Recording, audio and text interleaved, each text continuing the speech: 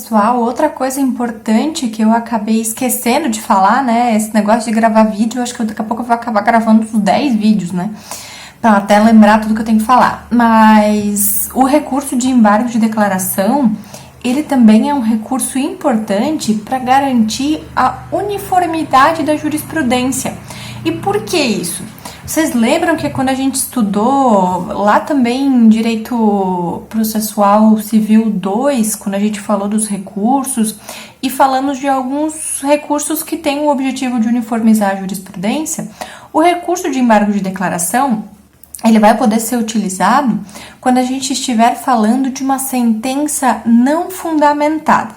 Vocês lembram que lá no artigo 489, parágrafo 1º, do CPC, vai dizer pra gente, o artigo diz pra gente o que não se considera fundamentada a sentença quando. E daí o artigo traz um rol de situações aí, dizendo quando a gente não considera fundamentada uma decisão. E entre essas situações de decisão não fundamentada, duas são bem importantes, que é justamente uma quando a parte traz um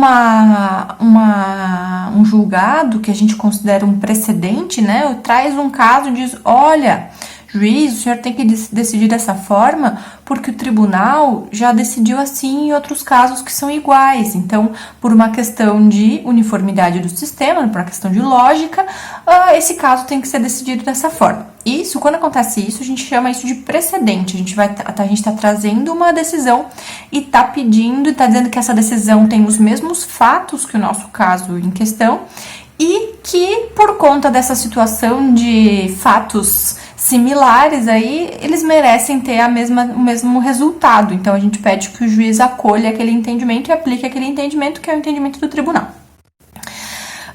Só que acontece que, às vezes, os magistrados, ao proferir a sua sentença ou qualquer outro tipo de decisão, não consideram o entendimento do tribunal, seja do tribunal de segundo grau, né, de segunda instância, no caso, um tribunal de justiça, seja das cortes superiores, no caso do STJ e STF.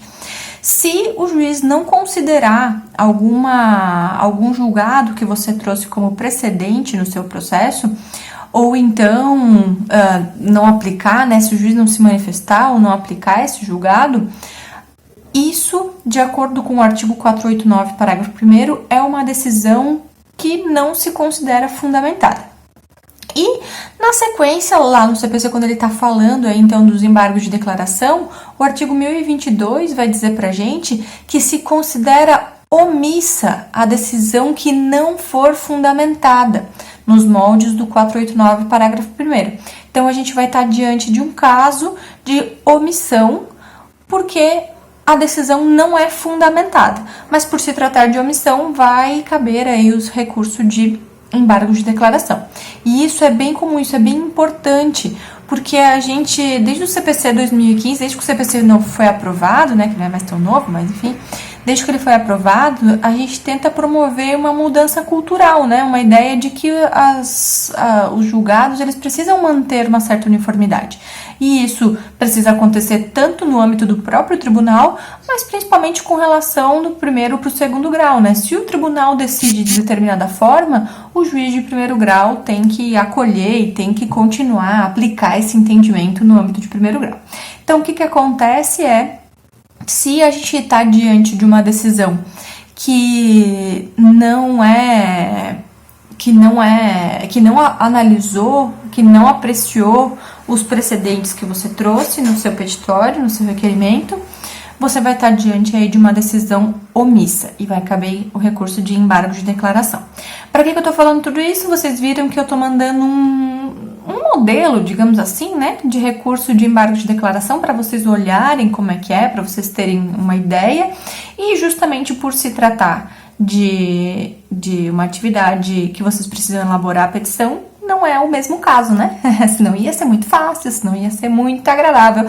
Então, o caso é diferente e esse caso que está indo como modelo é justamente um caso em que os embargos de declaração foram apresentados sob a alegação de omissão por não se considerar fundamentada aquela decisão. Acho que é isso. Se vocês tiverem alguma dúvida, perguntem e vamos conversando, beleza? Tchau, tchau.